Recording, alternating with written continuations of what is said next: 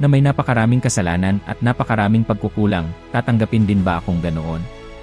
Sinasabi ko sa iyo, hindi dahil karapat-dapat ka, kundi dahil nangako si Kristo.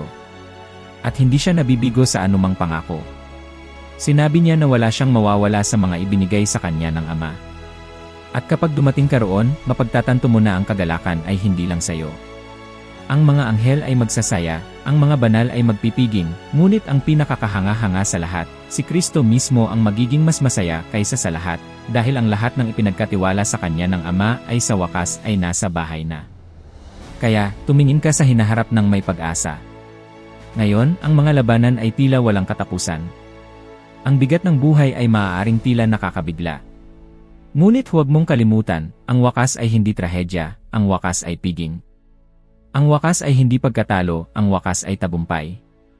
At kapag tumawid ka sa mga pintuan ng langit, makikita mo na ang bawat luha ay pinunasan, ang bawat sakit ay gumaling, at ang lahat ay nagkakahalaga.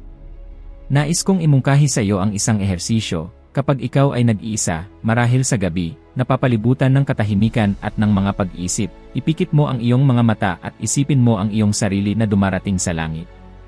Isipin ang pagtanggap, isipin na naririnig mo mismo si Kristo na nagsasabi, "Pumasok ka, pinagpala ng aking Ama." Hayaan mong maramdaman mo ang pag-asang iyan, sapagkat iyan ang realidad na naghihintay sa iyo. At pagkatapos, sa araw na iyon, ang buong kasaysayan mo ay muling isasalaysay, hindi bilang isang serye ng mga pagkakamali at pagkatisod, kundi bilang tagumpay ni Kristo sa iyong buhay. Mapagtatanto mo na iningatan ka niya sa bawat hakbang at inakay ka sa kaluwalhatian. At ang tanging matitira ay ang sumali sa walang hanggang koro na magsasabi, sa iisang Diyos, na ating tagapagligtas, sa pamamagitan ni Hesukristo, ang kaluwalhatian, kadakilaan, paghahari, at kapangyarihan, ngayon at magpakailanman. Kung may isang katotohanan na kailangan mong ingatan sa puso mo matapos ang lahat ng narinig natin dito, ito ay, hindi ang iyong lakas ang nagpapanatili sa iyo na nakatayo, kundi ang katapatan ni Kristo ang nag-iingat sa iyo ngayon at ihaharap kang maluwalhati sa walang hanggan. Iyan ang angkla ng ating pag-asa, ang pundasyon ng ating pananampalataya, at ang dahilan kung bakit tayo patuloy na naglalakad ng walang takot sa hinaharap.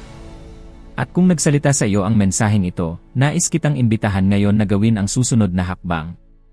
Ang susunod na video na lumalabas na sa screen ay makakatulong sa iyo na umakyat pa ng isang baitang sa iyong paglalakbay ng karunungan, upang maging kahit isa sa 100% na mas mahusay kaysa sa iyo ngayon.